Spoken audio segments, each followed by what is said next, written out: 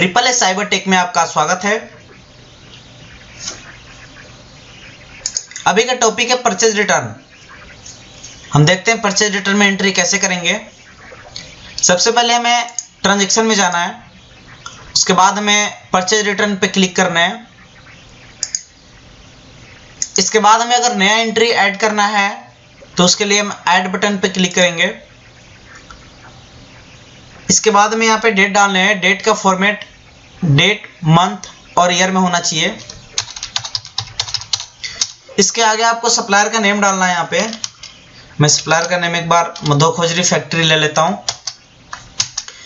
आगे आपको यहाँ पे परचेज इनवॉइस नंबर डालना है। परचेज इनवॉइस नंबर जो आपने परचेज किया था उसका बिल नंबर, मैं एक बार 1 2 3 ले लेता हूँ। इसके आगे परचेज बिल नंबर, आप यहाँ अपना परचेज बिल नंबर अटैच कर सकते हैं। जैसे 2 नंबर परचेज बिल नंबर है आपका तो आप अटैच कर सकते हैं। इसके बाद है डेट। डेट यहाँ पे आप परचेज बिल नंबर सिलेक्ट करते हैं, डेट ऑटोमेटिक आपको आ जाएगा।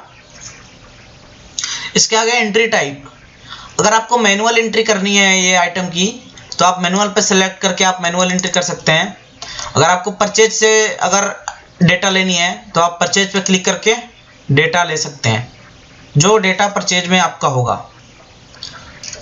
इसके आगे परचेज टाइप, इसमें आप अगर इंटरेस्टेड में आप रिटर्न कर रहे हैं तो आप IGST ले सकते हैं। अगर लोकल में रिटर्न कर रहे हैं तो LGST सिलेक्ट कर सकते हैं।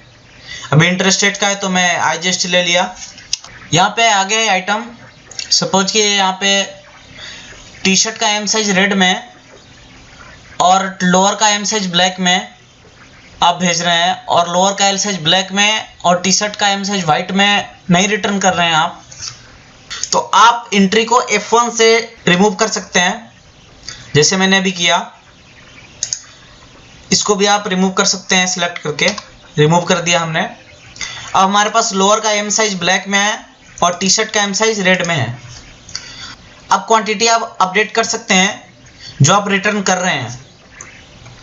जैसे अगर लोअर का 5 पीस रिटर्न कर रहे हैं और टी शर्ट का 4 पीस रिटर्न कर रहे हैं तो आप अपडेट कर दीजिए। MRP आपको यहाँ पे ऑटोमेटिक आ गया परचेज से। अब आगे रिमार्क्स है। रिमार्क्स में अगर आप कुछ डालना चाहें तो डाल सकते हैं। जैसे मैं एक बार डेमो डाल देता हूँ। यहाँ पे आप अदर अमाउंट परसेंटेज में प्लस या माइनस कर सकते हैं। इसके आगे अदर अमाउंट आप अमाउंट में कर सकते हैं प्लस माइनस। उसके बाद ईमेल और SMS का ऑप्शन है।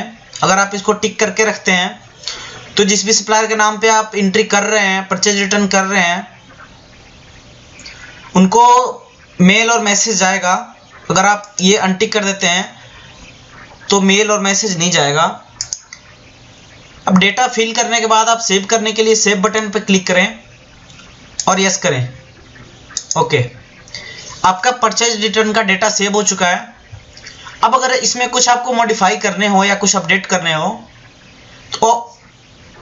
तो आप एडिट बटन पे क्लिक करें और आपको जो भी अपडेशन करनी है, सपोज अगर आपका परचेज इनवॉइस नंबर रॉन्ग हो तो आप इसको चेंज कर सकते हैं। आपने क्वांटिटी रॉन्ग उठा लिया हो, जैसे अगर 6 पीस है तो आप ये चेंज कर सकते हैं। आपको जो भी डेटा चेंज करना है आप चेंज कर लें। चेंज करने के बाद आप अपडेट बटन पे क्लिक करें अपडेट करने के लिए, यस करें। ओके, आपका डेटा सेव हो चुका है। अब हम देखेंगे परचेज रिटर्न के डेटा को डिलीट कैसे करेंगे। हमें परचेज रिटर्न की एंट्री को डिलीट करने के लिए डिलीट बटन पे क्लिक करना है और यहाँ पे आपको रीजन डालना है, किस रीजन से आप डिलीट कर रहे हैं। सपोज आपने ये एंट्री अगर डुप्लीकेट कर दी है तो आप यहाँ पे रीजन में डुप्लीकेट लिखें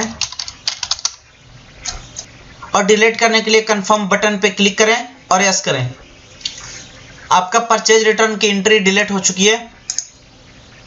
अब देखते हैं हम परचेज रिटर्न का प्रीव्यू कैसे देखेंगे। अगर आपको परचेज रिटर्न का प्रीव्यू देखना हो तो उसके लिए हम प्रीव्यू बटन पे क्लिक करेंगे।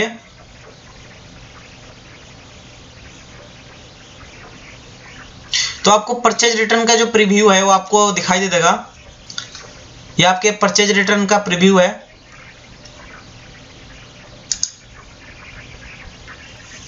अब अगर आपको परचेज रिटर्न का प्रिंट निकालना है तो आप प्रिंट बटन पर क्लिक करके आप प्रिंट निकाल सकते हैं। वीडियो को देखने के लिए बहुत बहुत धन्यवाद। आपका दिन शुभ हो।